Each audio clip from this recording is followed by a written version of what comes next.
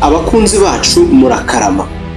Uko byamera kose, nawe wigeze utekereza kubika amafaranga runaka ngo uzamaze ikintu runaka, ariko ukibitekerezaho uzahita utangira kubona ukuntu ibyo bintu bigoye. Nyamara ku ruhande hazaza umuntu akubwira ko ikigo cy'ubucuruzi atunze gipima miliyoni 200 yagitangiriye ahereye ku mafaranga 200 y'ibiceri yashuruzagamo ibisheke. Ubaze neza byagutwara iminsi 10,000 ngo wuzuze miliyoni 1 y'amafaranga y'u Rwanda uramutse ubika 100 ry'amanyarwanda. Reka twivugire ku mafaranga. Bari abakire muturanye banyuze mu zihe nzira ngo babe bameze uko bari uyu munsi. Turi mu gitabo The Secrets of the Millionaire Mind, amabanga y'intekerezo cyangwa se mu ntekerezo z'abakire, chapitre ni 7.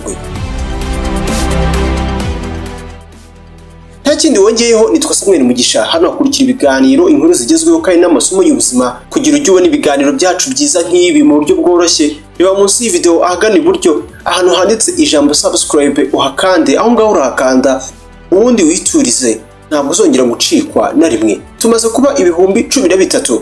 Umwanditsi w'igitabo aravuga ati, ku muntu ushaka kuba umukire natangire nonaha yiganiye imico n'imimerere cyangwa se imiterere y'abakire. Umwanditsi niko avuga, ni Half Acre. Ati, niwitegereza neza uzabona ukuntu abakire bizengurutsa izindi nshuti z'abakire. Uretse gato, abakene se? Umwanditsi avuga ko abakene ubundi bizengurutsa uzasanga za nshuti zabo ari za zindi zarahurije babandi ibintu byabo bitagenda.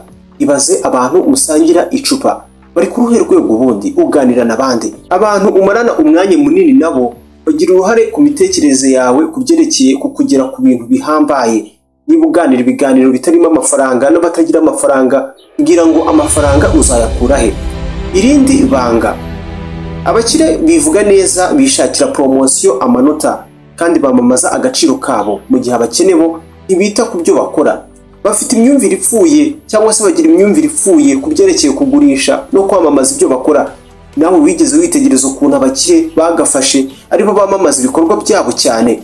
Abamaza ibintu ukora. Abakire ntibatinya kugaragaza ubumenyi bwabo ndetse n'ibyo bashoboye. Nimukore subscribe hano kuri chaîne ya YouTube kuko ibi bintu ni iby'ubwenge, ntabwo muzongera gucikwa.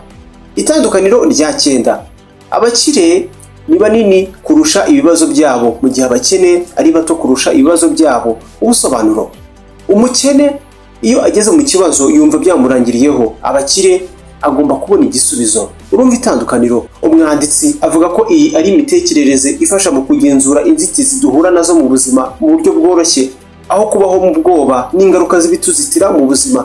Chapitre ya 8, The Power of Belief, imbaraga z'imyumvire. Umwanditsi asobanura ko imyumvire ufite ku mafaranga ari igena urugendo rwawe rw'ubukire kandi n'ibizavamo. Avuga ko umuntu wumva ko akwiriye ibyiza mu buzima akenshi azabibona muri bwo. Avuga ko umuntu wese wumva ko akwiriye gukira mu buzima uko byagenda kose azakira.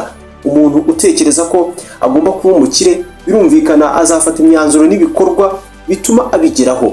Aho nta zindi mbaraga z'amarozi zihishemo, nta mbaraga za gipfumu, nta gupfumagura birimo aho ngaho, nta mukire ugikuzimu. Abagabo barakora we, bakora akazi. Uretse n'ibyo, umwanditsi avuga ko niba ushaka kuzaba umukire hari ikintu ukeneye. Gerageza uhindura imyumvire igukumira kugera ku mafaranga abantu benshi twifitemo. Urugero, hari abantu bizera ko amafaranga bigoye kuyakorera cyangwa se kuyabona. Ibyo ngibyo siba mu mutwe.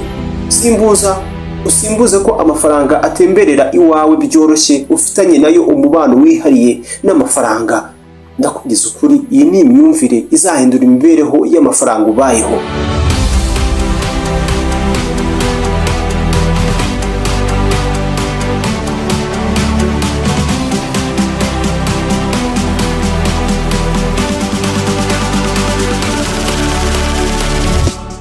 Muri iki gitabo umwanditsi anatinda cyane ku bumaro wo kugerageza gutekereza ku ntsinzi yawe y'amafaranga.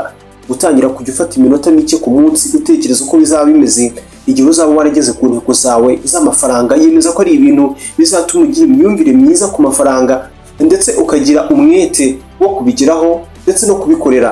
Chapitre ya 9, imbaraga zo kugira intego, imbaraga zihishe mu kugira intego, The Power of the Purpose.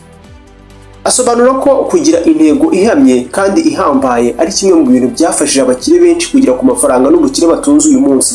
Iyo ufite intego, umwete ndetse no gushikama, kubyo wifuza kugeraho bizakuzura, kandi ari nako ibisitaza ndetse n'ibikunaniza mu rugendo rwawe uzabivana mu nzira bikoroheye cyangwa se byoroshye. Tangira wibaza impamvu, kubera icyo wifuza kuba umukire. Ese ni uguhereza ubuzima bwiza umuryango uvukamo, umuryango wawe se?